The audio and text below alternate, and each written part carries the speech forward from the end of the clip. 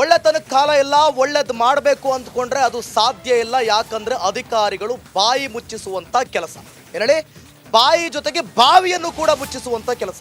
Republic Kannada ಈ ಹಿಂದೆಯಿಂದಲೂ ಕೂಡ ಗೌರಿ ನಾಯಕ್ ಪರ ನಿಂತ್ಕೊಂಡಿದೆ. ಅವರ ಕಾರ್ಯಕ್ಕೆ ಎಲ್ಲ ಕಡೆಯಿಂದಲೂ ಕೂಡ ಮೆಚ್ಚುಗೆ ಸಿಗ್ತಾ ಇದೆ. ಆದರೆ ಅಧಿಕಾರಿಗಳು ಮಾತ್ರ ಅವರ ಅಡ್ಡಿ ಇದೆಯಲ್ಲ, ಪ್ರಮುಖವಾಗಿ ಬಾವಿ ತೋಡುವ ಕಾರ್ಯಕ್ಕೆ ತಡೆಯೊಡ್ಡಿದ್ದಾರೆ ಅಧಿಕಾರಿಗಳೇ ಬಾಯಿ ಮತ್ತು ಬಾವಿ ಮುಚ್ಚಿಸಲು ಯಾಕೆ ಯತ್ನ ಅಂತ. ತಹಶೀಲ್ದಾರ್ ಸಮ್ಮುಖದಲ್ಲಿ ಬಾವಿ ಮುಚ್ಚುವ ಕಾರ್ಯ. ಶ್ರೀಧರ್ ಮುಂದಲಮನಿ ಶಿರಸಿ ತಹಶೀಲ್ದಾರ್ ಇವರು ಅಧಿಕಾರಿಗಳು ಸರ್ಕಾರಕ್ಕೆ ಬಾವಿ ಬೇಡವಾದ್ರೆ ನಾನೇ ಮುಚ್ಚುತ್ತೇನೆ ಅಂತ ಅಧಿಕಾರಿಗಳ ವಿರುದ್ಧ ಗೌರಿ ನಾಯಕ್ ತೀವ್ರ ಅಸಮಾಧಾನವನ್ನ ವ್ಯಕ್ತಪಡಿಸಿದ್ದಾರೆ. ಮತ್ತೊಂದು ಕಡೆ ಕಳ್ಳಾಟವನ್ನ ಶುರು ಇಟ್ಕೊಂಡಿದ್ದಾರೆ ನೋಡಿ ಅಧಿಕಾರಿಗಳು. ಎಲ್ಲೇ ಹೋದ್ರೂ ಇವ್ರದ್ದು ಇದೇ ಕತೆ. ಅಧಿಕಾರಿಗಳೇ, ನಿಮ್ಮ ಕ್ರಮಕ್ಕೇನು ಸಮರ್ಥನೆಯನ್ನ ಕೊಡ್ತೀರಿ? ಮಕ್ಕಳ ಬಾಯಾರಿಕೆ ತಣಿಸಲು ಬಾವಿ ತೋಡೋದು ಕೂಡ ತಪ್ಪ. ಹಾಗಾದ್ರೆ ನಿಮ್ಮ ಮೇಲೆ ಯಾರ ಪ್ರಭಾವ ಮತ್ತೆ ಯಾರ ಒತ್ತಡವಿದೆ ಇವೆಲ್ಲವನ್ನು ಕೂಡ ನೀವು ಹೇಳಬೇಕಾಗುತ್ತೆ. ಸ್ಥಳಕ್ಕೆ ಬಂದು ನಾನು ಕೂಡ ಸ್ಪಾಟ್ನಲ್ಲೇ ಇದ್ದೇನೆ. ಜನವರಿ 30ರಿಂದ ನಿನ್ನೆ ಸಂಜೆವರೆಗೂ ಕೂಡ ಬಾವಿ ತೋಡುವ ಕಾರ್ಯ ಮಾಡ್ತಿದ್ರು ಗೌರಿ ನಾಯಕ್. ಆದರೆ ಬಾವಿ ತೋಡುವ ಕಾರ್ಯಕ್ಕೆ ಯಾವಾಗ ಒಂದು ಸಲ ಅಡ್ಡಿ ಬಿತ್ತೋ ಆಗ ರಿಪಬ್ಲಿಕ್ ಕನ್ನಡ ಅಲ್ಲಿ ಭೇಟಿ ಕೊಟ್ಟು ದೊಡ್ಡ ಮಟ್ಟದಲ್ಲಿ ಇಂಪ್ಯಾಕ್ಟ್ ಆಗಿತ್ತು. ಅಧಿಕಾರಿಗಳೆಲ್ಲರೂ ಕೂಡ ಇವರಿಗೆ ಭರವಸೆಯನ್ನು ಕೊಟ್ಟಿದ್ರು. ಆದರೆ ಇವರು ಪರ ನಾವಿದ್ದೀವಿ, ಗೌರಿ ನಾಯಕ್ ಪರ ನಾವೆಲ್ಲರೂ ಕೂಡ ಇದ್ದೀವಿ. ಇವರು ಈ ಅಂಗನವಾಡಿ ಅಲ್ಲ, ಇನ್ನೊಂದು ಅಂಗನವಾಡಿಗೂ ಕೂಡ ಬಾವಿಯನ್ನ ತೋಡಿಸ್ತೀವಿ ರಿಪಬ್ಲಿಕ್ ಕನ್ನಡ ಲೈವ್ನಲ್ಲಿ. ಬನ್ನಿ ಅಮ್ಮ ನೋಡಿ, ಅಧಿಕಾರದ ಸಮಯ ಅಲ್ಲ ರೀ. ಬೇರೆ ಟೈಮಲ್ಲಿ ನಾವು ಹೋದ್ರೆ ಬಂದ್ಬಿಡ್ತಾರ ಅವರು. ಭಾನುವಾರ ಫೋನ್ ಮಾಡಿದ್ರೆ ಬರಲ್ಲ. 7 ಗಂಟೆಲಿ ಬಂದು ಬೀಗ ಹಾಕೋಗಿದ್ದಾರೆ ನೋಡಿ. ಇಲ್ಲಿ ಬೀಗ ಹಾಕಿದ್ದಾರೆ, ಇದ್ರ ಹಿಂದೆ ಬಾವಿ ಇದೆ. ಯಾವುದೇ ರೀತಿ ಅಧಿಕೃತವಾಗಿ ನೋಟಿಸ್ ಅನ್ನ ಕೊಟ್ಟಿಲ್ಲ, ಬರವಣಿಗೆ ಮುಖಾಂತರ ಕೊಟ್ಟಿಲ್ಲ. ಯಾರೋ ಎಸಿ ಆದೇಶ ಹೊರಡಿಸಿದಾರಂತೆ, ತಹಶೀಲ್ದಾರ್ ಬಂದು ಮುಚ್ತಾರಂತೆ. ಏನ್ ಹೇಳ್ತೀರಿ ಅಮ್ಮ? ಇದು ನನಗೂ ಗೊತ್ತಿಲ್ಲರಿ. ನಂಗೆ 7:30 ನಂತರ ಗೊತ್ತಾಯ್ತು. 7 ಗಂಟೆ ಬಂದು ಇಷ್ಟು ಕೆಲಸ ಮಾಡಿ ಹೋಗಿದ್ದಾರೆ, ಮುಚ್ಚೋಗಿದ್ದಾರೆ. ಈಗ ಇಷ್ಟೆಲ್ಲ ನೀವು ಕಷ್ಟಪಡ್ತಿದ್ದೀರಲ್ಲ, ಈಗ ಏನು ಸಾರ್ಥಕ ಆಯ್ತು? ಏನು ಮಾಡ್ಬೇಕಂತ ಒಂದು ಗೊತ್ತಾಗ್ತಾನೆ ಇಲ್ಲ ನಂಗೆ ಈಗ.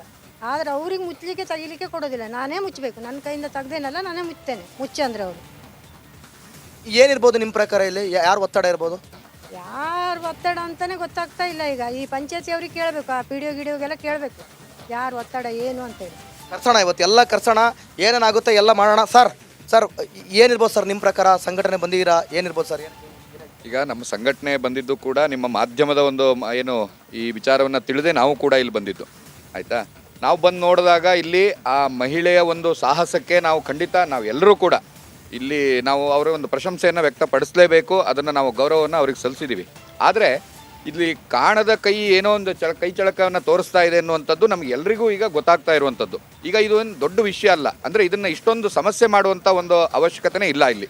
ಇದು ಈಗ ಚುನಾವಣೆ ಬರ್ತಾ ಇದೆ ಅಂತ ಪ್ರಚಾರ ತಗೊಳ್ಳೋದಕ್ಕೋ ಅಥವಾ ಏನಾದರೂ ಬೇಳೆ ಬೇಯಿಸ್ಕೊಳ್ಳೋದಕ್ಕೋ ಇನ್ನೊಂದಕ್ಕೋ ಮತ್ತೊಂದಕ್ಕೋ ಏನಕ್ಕೆ ಅಂತ ಇದು ನಮಗೂ ಕೂಡ ಗೊತ್ತಾಗ್ತಾ ಇಲ್ಲ. ನಾನು ಕೂಡ ಅಧಿಕಾರಿಗಳ ಹತ್ರ ಮಾತಾಡಿದೆ. ಅವ್ರು ಹೇಳೋದೇನಿದೆ, ಈಗ ಅವರ ಆರೋಗ್ಯ ಮುಖ್ಯ. ಅವ್ರಿಗೆ ಏನಾದರೂ ಒಂದು ತೊಂದರೆ ಆದಂಥ ಸಂದರ್ಭದಲ್ಲಿ ಅವರೇ ಬರ್ಕೊಟ್ಟಿದಾರಲ್ಲ ಸರ್, ಏನಾದರೂ ನಾನೇ ಜವಾಬ್ದಾರಿ ಅಂತ ಬರ್ಕೊಟ್ಟಿದಾರಲ್ಲ, ಎಲ್ಲದಕ್ಕೂ ರೆಡಿ ಇದಾರೆ ಅವರು. ಹೌದು, ಅದನ್ನೇ ನಾವು ಕೂಡ ಅದನ್ನೇ ಹೇಳ್ತಾ ಇದ್ದಿದ್ದು. ಈಗ ಒಂದು ವೇಳೆ ಅವರಿಗೆ ಆರೋಗ್ಯ ತೊಂದರೆ ಆದರೂ ಕೂಡ ಈಗ ಅಧಿಕಾರಿಗಳು ಅಂದರೆ ಅಧಿಕಾರ ಚಲಾಯಿಸೋದಕ್ಕೆ ಮಾತ್ರ ಅಲ್ಲ, ಜನರಿಗೆ ಸ್ಪಂದನೆ ಮಾಡುವಂಥ ರೀತಿಯಲ್ಲೂ ಕೂಡ ಅಧಿಕಾರಿಗಳು ಇರಬೇಕು. ಸರ್ ಬೀಗ ಜಡದು ಹೋಗಿದ್ದಾರೆ ಸರ್, ಹೊತ್ತಿಲ್ದರೆ ಹೊತ್ತಲು ಬಂದಿದ್ದಾರೆ. ಇವರಿಗೆ ಅಂಗನವಾಡಿ ಟೀಚರ್ಸ್ಗೆಲ್ಲ ತೊಂದರೆ, ಏನು ಹೇಳ್ತಾರೆ? ನಮ್ಮದು ಏನಾದ್ರು ಕೆಲಸ ಇದೆ ಅಂತಂದರೆ ಸರ್ಕಾರಿ ಕಚೇರಿಗೆ ಹೋದರೆ ಈಗ ಊಟದ ಬಿಡುವು. ಈಗ ಸಾಯಂಕಾಲ 5 ಗಂಟೆ ಆಯಿತು, ಕಚೇರಿ ಬಂದ್ ಮಾಡ್ತೇವೆ. ಇವತ್ತು 2ನೇ ಶನಿವಾರ, ಇವತ್ತು ಆಫೀಸ್ ಬಜೆಟ್ ಹೇಳಿದ್ರೆ ಸರ್. ಹಂಗಂದ್ರೆ ಒತ್ತಿಲ್ದರೆ ಹೊತ್ತಲು ಬಂದು ಬೀಗ ಜಡದು ಹೋಗಿದ್ದಾರೆ ಅಂದ್ರೆ ಏನರ್ಥ? ಅದೇ ಯಾಕೆ ಆ ರೀತಿ ಕಳ್ಳಾಟ ಮಾಡಬೇಕು ಅಂತ ನಮ್ಗೆ ಅರ್ಥ ಆಗ್ತಾ ಇಲ್ಲ. ಈಗ ನೋಡಿ, ಗೌರಿ ನಾಯ್ಕ್ ಅನ್ನೋರು ವಯಸ್ಸಾಗಿದೆ ಅವರಿಗೆ. ಅವರು ಇದರಿಂದ ಏನು ಬೇಳೆ ಬೇಯಿಸ್ಕೊಳ್ಬೇಕು ಅಂತ ಅವಶ್ಯಕತೆ ಇಲ್ಲ. 1 ರೂಪಾಯಿನೂ ದುಡ್ಡು ಬೇಡ ನನಗೆ ಅಂತಂದ್ರು. ಯಾವುದೇ ಫಲಾಪೇಕ್ಷಣೆ ಇಲ್ಲ ಅವರಿಗೆ. ಮತ್ತು ಅವರೇನು ಈಗ ಚುನಾವಣೆ ನಿಲ್ಲೋಕೆ ಹೊರಟಿದ್ದಾರಾ ಅಥವಾ ಯಾವುದೋ ಅವರ ರಾಜಕಾರಣಿನ? ಅಂಥದ್ದೇನೂ ಇಲ್ವಲ್ಲ. ಈ ಹಿಂದೆ 2 ಬಾವಿ ತೋಡಿದ್ರು ಅವರು. ಆವಾಗ ನಿದ್ದೆಯಲ್ಲೇ ಇದ್ದ ಅಧಿಕಾರಿಗಳು ಈಗ ಯಾಕೆ ಎಚ್ಚರ ಆಯಿತು ಅಂತ ಗೊತ್ತಿಲ್ಲ. ಅದು ಕೂಡ ಜನವರಿ 30ಕ್ಕೆ ಅವರು ಬಾವಿ ತೋಡ್ಲಿಕ್ಕೆ ಶುರು ಮಾಡಿದರೆ ಫೆಬ್ರವರಿ 7-8ನೇ ತಾರೀಕಿಗೆ ಅವರಿಗೆ ಎಚ್ಚರ ಆಗ್ತದೆ. ಅಲ್ಲಿವರೆಗೆ ಸುಮಾರು 15 ಫೂಟು ಬಾವಿ ತೋಡಾಗಿತ್ತು. ಯಾವಾಗ ಗೌರಿ ನಾಯಕ್ ಅವರು ಹೆಸರುವಾಸಿ ಆಗ್ತಾ ಬಂದ್ರು ಆಗ ಅವರು ಎಚ್ಚೆತ್ಕೊಂಡ್ಬಿಟ್ರು, ಬಂದ್ರು. ಎಸ್, ಪ್ರಮುಖವಾಗಿ ಅಧಿಕಾರಿಗಳನ್ನ ಇಲ್ಲಿ ಕರೆಸ್ತೀನಿ. ತಹಶೀಲ್ದಾರ್ ಆಗಿರ್ಬೋದು, ಸಂಬಂಧಪಟ್ಟ ಅಧಿಕಾರಿಗಳಾಗಿರ್ಬೋದು, PDO ಆಗಿರ್ಬೋದು, ಯಾರೇ ಆಗಿರಲಿ ಮತ್ತೆ ಬರಬೇಕು, ಈ ಬಾಗಿಲನ್ನ ತೆಗಿಬೇಕು. ಯಾವ ಹೊತ್ತಲ್ಲಾದ್ರೂ ಬಿಡಲ್ಲ. ಹೊತ್ತಿಲ್ದರೆ ಹೊತ್ತಲ್ಲಿ ಬಂದು ಬೀಗ ಹಾಕಿ ಹೋಗಿದಾರಲ್ಲ, ಯಾವ ಹೊತ್ತಾದ್ರೂ ಬಿಡಲ್ಲ.